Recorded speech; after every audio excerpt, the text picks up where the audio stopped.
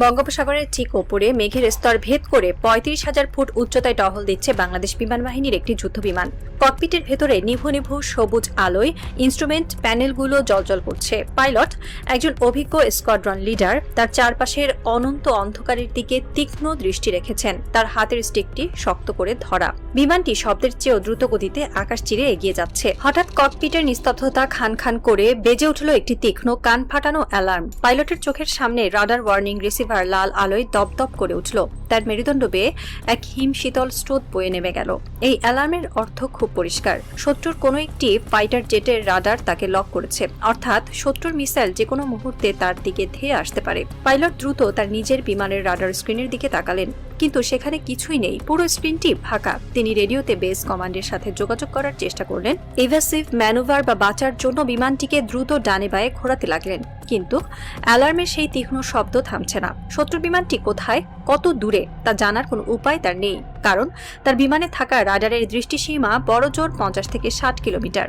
অন্যদিকে যে শত্রু তাকে লক করেছে সে হয়তো 100 বা 150 কিলোমিটার দূর থেকে তাকে নিখুঁতভাবে দেখতে পাচ্ছে। পাইলট বুঝতে পারলেন তিনি আক্ষরিক অর্থেই আকাশে একজন অন্ধ যোদ্ধায় পরিণত হয়েছেন। তার হাতে হয়তো সাহস আছে, স্কিল আছে, কিন্তু প্রযুক্তিগতভাবে তিনি সম্পূর্ণ পঙ্গু। একটি স্বাধীন দেশের আকাশসীমায় নিজের ককপিটে বসে এমন অসহায় মৃত্যুর প্রহর গোনার চেয়ে বড় কোনো ট্র্যাজেডি একজন ফাইটার পাইলটের জীবনে আর হতে পারে না।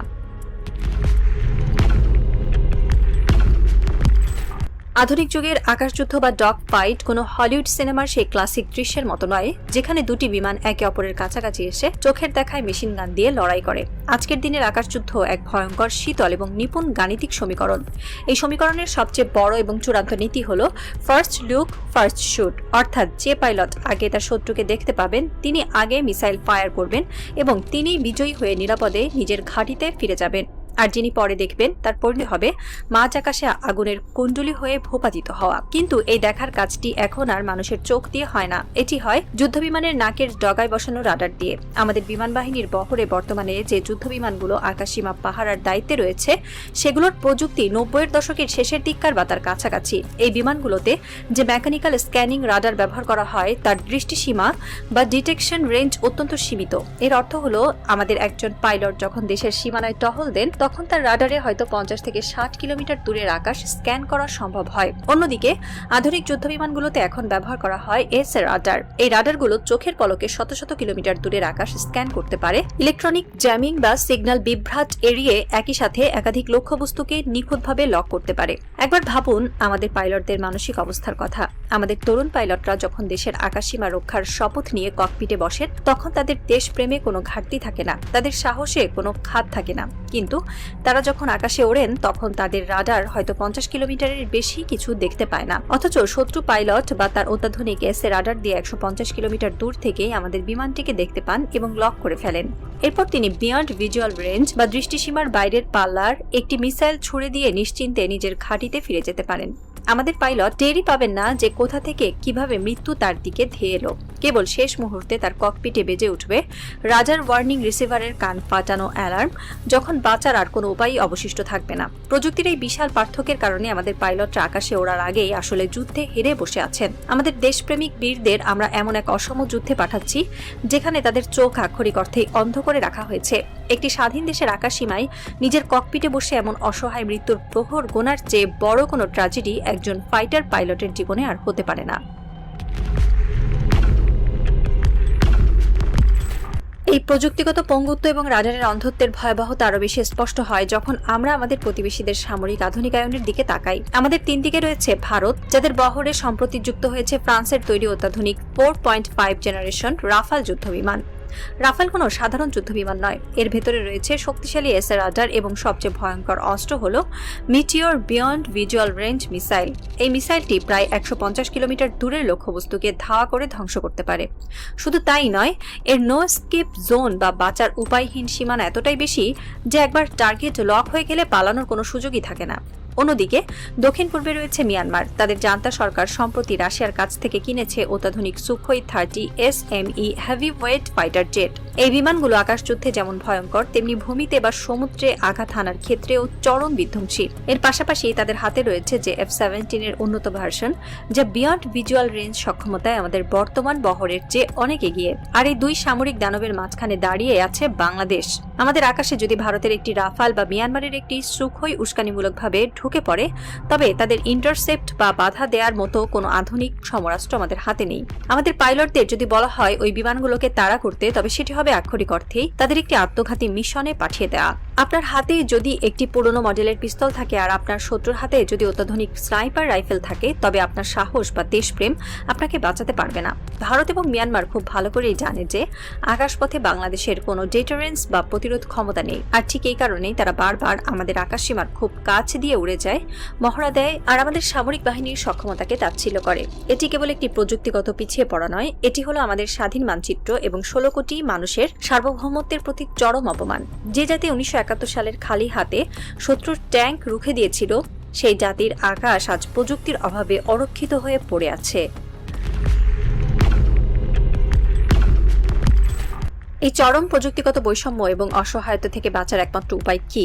একমাত্র উপায় হলো শত্রুর চোখে চোখ রেখে লড়াই করার মতো একটি আধুনিক প্ল্যাটফর্ম বা যুদ্ধ বিমান কেনা। আর সেই সমীকরণের সবচেয়ে নিখুঁত উত্তর হলো চীনের তৈরি জেট-এন্ড-সি মাল্টি রোল ফাইটার জেট। জেট-এন্ড-সি কোনো সাধারণ যুদ্ধ বিমান নয়, একে বলা হয় ভিগোরাস ড্রাগন। এটি এমন একটি ফাইটার জেট যা আধুনিক ডগ ফাইটের সমস্ত সমীকরণ পাল্টে দিতে পারে। এর ভেতরে রয়েছে সেই কাঙ্ক্ষিত AES রাডার, যা শত্রুর রাফাল বা সুখোইকে অনেক আগে থেকে চিহ্নিত করতে পারে। সবচেয়ে বড় কথা হলো জেট-এন্ড-সির মিসাইল সক্ষমতা। এই বিমানে যুক্ত করা যায় চীনের তৈরি PL-15 beyond visual range missile. সামরিক বিশেষজ্ঞদের মতে PL-15 মিসাইলের রেঞ্জ প্রায় 200 কিলোমিটারেরও বেশি, যা ভারতের রাফাল মিটিওর মিসাইলের চেয়েও অনেক ক্ষেত্রে ভয়ঙ্কর। প্রস্তাবনায় বর্ণিত আমাদের সেই পাইলট যদি আজ জেট-এন্ড-সির ককপিটে বসে থাকতেন, তবে দৃশ্যপটটি সম্পূর্ণ ভিন্ন হতো। শত্রুর রাডার তাকে লক করার অনেক আগেই তার নিজের জেট-এন্ড-সির এস এর রাডার শত্রুকে চিনে ফেলত। ফার্স্ট লুক ফার্স্ট শুট নীতি অনুযায়ী আমাদের পাইলটই হয়তো প্রথম মিসাইলটি ফায়ার করতেন। জেট-এন্ড-সি যদি আমাদের বহরে থাকে, তবে ভারতের কোনো রাফাল বা মিয়ানমারের কোনো সুখোই আমাদের আকাশ সীমায় উস্কানিমূলক মহড়া দেওয়ার আগে 10 বার ভাববে। আমাদের সামরিক কৌশলবিদেরা, আমাদের দেশপ্রেমিক পাইলটরা এই অসহায়তার কথা খুব ভালো করেই জানেন। এই অরক্ষিত আকাশকে দুর্ভেদ্য করার জন্যই চীনের জেট-এন্ড-সি ভিগোরাস ড্রাগন কেনার একটি রূপরেখা তৈরি হয়েছিল। জেট-এন্ড-সির এস এর রাডার এবং PL-15 মিসাইল ভারতের রাফাল বা মিয়ানমারের সুখোইয়ের চোখে চোখ রেখে লড়াই করার মতো নিখুঁত সক্ষমতা রাখে। এই চুক্তিটি যখন চূড়ান্ত হওয়ার পথে ছিল, তখন হঠাৎ করে এটি কে আটকে দিল?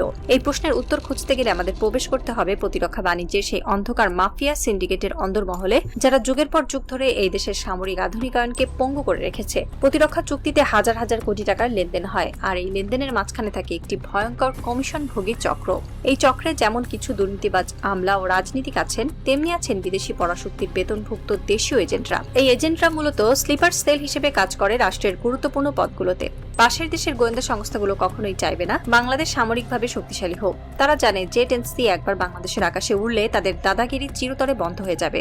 তাই তারা তাদের দেশীয় এজেন্টদের মাধ্যমে সুকৌশলে একটি বয়ান বা ন্যারেটিভ তৈরি করে। তারা সরকারের শীর্ষ মহলকে বোঝায় যে চীনের কাছ থেকে এই অত্যাধুনিক যুদ্ধবিমান কিনলে পশ্চিমা বিশ্ব বা ভারত ক্ষুব্ধ হবে, ভূরাজনৈতিক ব্যালেন্স নষ্ট হবে।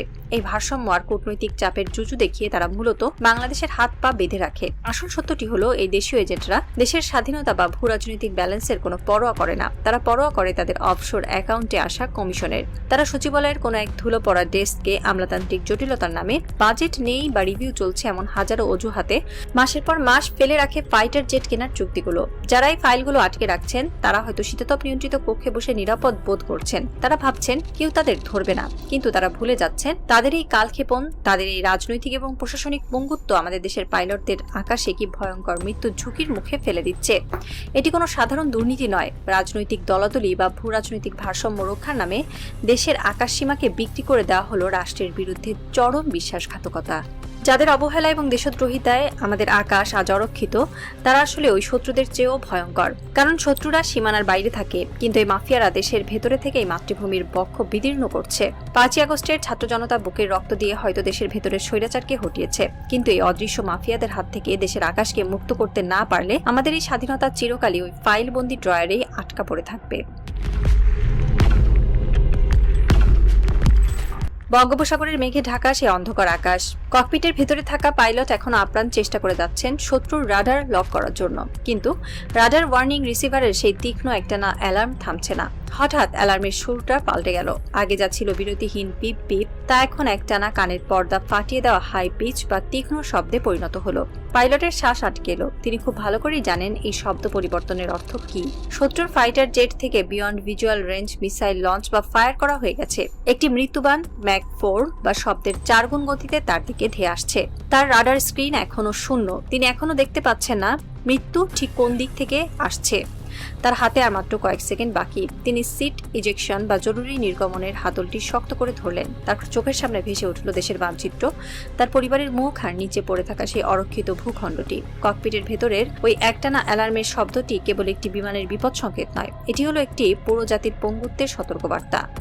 যে জাতি নিজে প্রতিরক্ষার ফাইলগুলো আমলাতান্ত্রিক ড্রয়ারে বন্দি করে রাখে, যে জাতি নিজেদের পাইলটদের অন্ধ করে আকাশে পাঠায়, সেই জাতির স্বাধীনতা ওই ধেয়ে আসা মিসাইলের মতোই যে কোনো মুহূর্তে ছিন্ন ভিন্ন হয়ে যেতে পারে।